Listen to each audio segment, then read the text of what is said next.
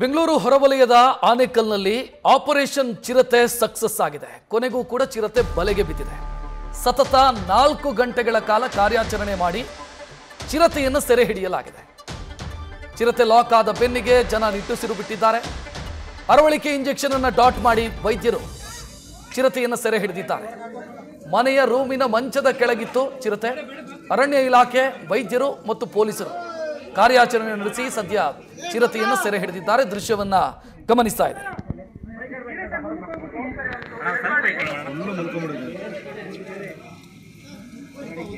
ಚಿರತೆಯನ್ನು ಅತಿ ಯಶಸ್ವಿಯಾಗಿ ಕಾರ್ಯಾಚರಣೆ ಮಾಡಿ ಬೋನ್ಗೆ ಆಗ್ತಾ ಇದೆ ನೋಡಿ ಸ್ನೇಹಿತರೆ.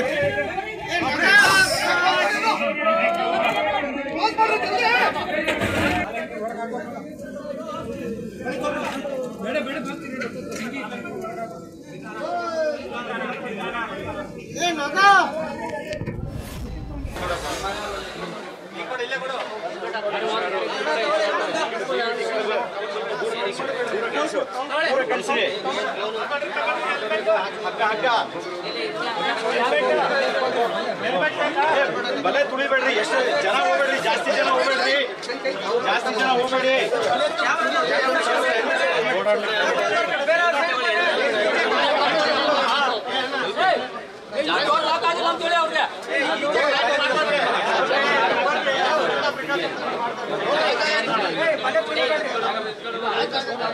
ಸ್ಪೇಸ್ ಕೊಡಿ, ಸ್ಪೇಸ್ ಕೊಡಿ.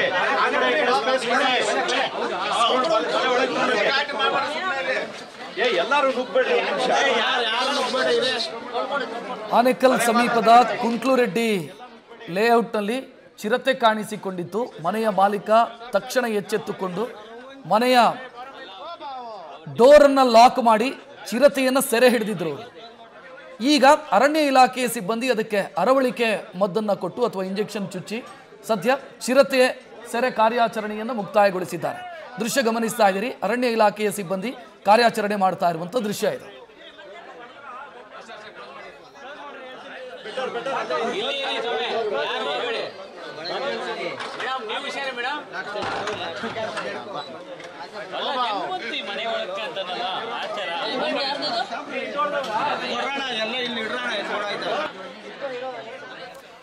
ಹೆಚ್ಚಿನ ಡೀಟೇಲ್ ನೀಡೋದಕ್ಕೆ ಸ್ಥಳದಿಂದ ನಮ್ಮ ಪ್ರತಿನಿಧಿ ಸತ್ತಾರ್ ನೇರ ಸಂಪರ್ಕದಲ್ಲಿ.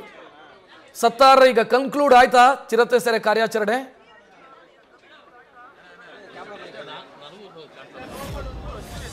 ಕಡೆಗೂ 4 ಗಂಟೆಗಳ ಯಶಸ್ವಿ ಕಾರ್ಯಾಚರಣೆ ನಂತರ ಕಡೆಗೂ ಚಿರತೆ ಇದೀಗ ಬೋಣಿಗೆ ಬಿದ್ದಿದ್ದು ಅದನ್ನ ಅರಣ್ಯ ಇಲಾಖೆ ಸಿಬ್ಬಂದಿ ತೆಗೆದುಕೊಂಡು ಹೋಗುವಂತಹ ಒಂದು ಕೆಲಸವನ್ನು ಮಾಡಿದ್ದಾರೆ.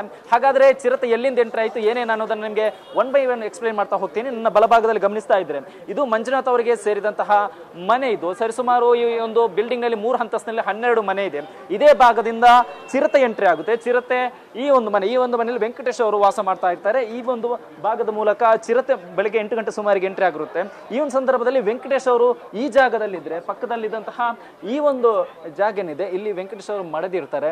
ಬಟ್ ಬಂದಂತಹ ಚಿರತೆ ಏನಿದೆ ಆ ಚಿರತೆ ನೇರವಾಗಿ ಈ ಒಂದು ಇದರ ಮೂಲಕ ಎಂಟ್ರಿ ಆಗುತ್ತಾ ಹೋಗುತ್ತೆ.